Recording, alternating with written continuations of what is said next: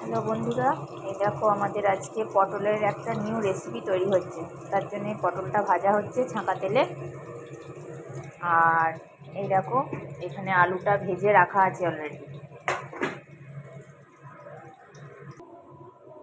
এই দেখো বন্ধুরা, পটলের তরকারিটা করতে এখানে পেঁয়াজ বেটে নেওয়া হয়েছে, এটা আদা রসুন বেটে নেওয়া হয়েছে, আর এটা চারু মগজ আর পোস্ত বেটে রাখা হয়েছে।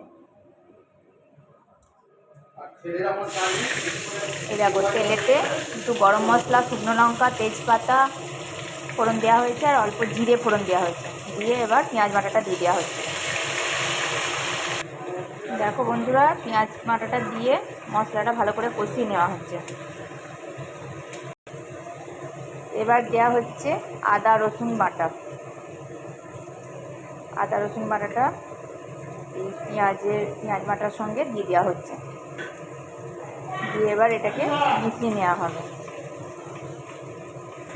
হ্যাঁ বন্ধুরা, একটা জিনিস বলতে ভুল হয়ে গেছে, সেটা হচ্ছে এতে একটা টমেটোও দেওয়া হয়েছে, একটা টমেটো কেটে এর সঙ্গে দিয়ে দেওয়া হয়েছে।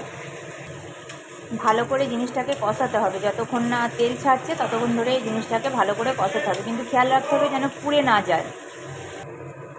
এবার একটু হলুদ গুঁড়ো দেওয়া হলো,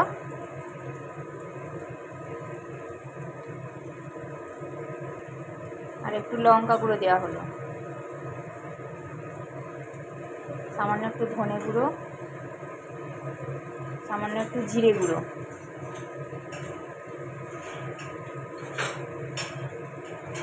আর স্বাদ মতন নুনটা দিয়ে দেওয়া হলো এই সময় মশলার সঙ্গে। মশলাটা কষিয়ে এরপরে এবার একটু জল দিয়ে দেওয়া হলো, যাতে মশলাটা কড়াইতে না লেগে যায়। এবার একটুখানি কাশ্মীরি মির্চ এই মশলাটার সঙ্গে দিয়ে দেওয়া হচ্ছে, জাস্ট কালারটা আসবে সেই জন্য। এবার ভেজে রাখা আলুগুলো মশলার সঙ্গে দিয়ে দেওয়া হলো, দিয়ে মশলাটা ভালো করে আলুর সঙ্গে মিশিয়ে নেওয়া হচ্ছে।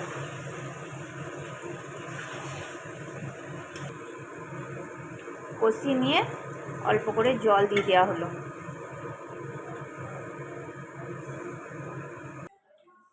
এই যে বন্ধুরা, একটুখানি গুঁড়ো আমুল দুধ এই চারুমগজ আর পোস্ত বাটার সঙ্গে একটু মিশিয়ে নেওয়া হচ্ছে। একটু টক দই দিয়ে দেওয়া হলো এটার মধ্যে, টক দই এই বাটাটার সঙ্গে মিশিয়ে নেওয়া হলো, আর একটু আমুল দুধও মিশিয়ে নেওয়া হচ্ছে। এই মতো অবস্থায় যখন এরকম ফুটবে আলু এবং ঝোলটা, তখন এই ভাজা পটলগুলো দিয়ে দিতে হবে, দিয়ে একটু ফুটতে দিতে হবে আলুর সঙ্গে। ফুটে গেলে এবার গ্রেভি থেকে আলু এবং পটলগুলো ছেঁকে তুলে নেওয়া হচ্ছে একটা আলাদা পাত্রে।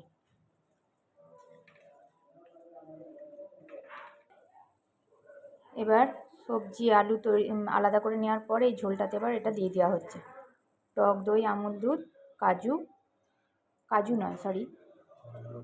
চারু মগজ আর পোস্ত বাটা, চারটে জিনিস আছে, চারু মগজ, পোস্ত বাটা, টক দই আর আমুল দুধ, এটার সঙ্গে মিশিয়ে নেওয়া হলো, দিয়ে এবার ফুটতে দেওয়া হবে একটু।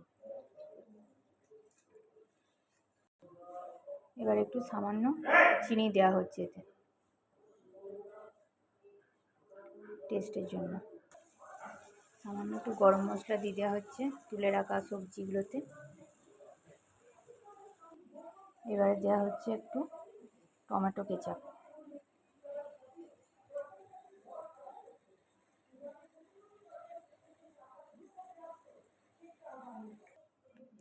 এবার গ্রেভিটা ওই তুলে রাখা সবজিগুলোর ওপরে আস্তে আস্তে করে ঢেলে দিতে হবে। ফাইনালি রেডি হয়ে গেল আমাদের বিয়েবাড়ি স্টাইল পটল আলু তরকারি, একদম রেডি ফর সার্ভ।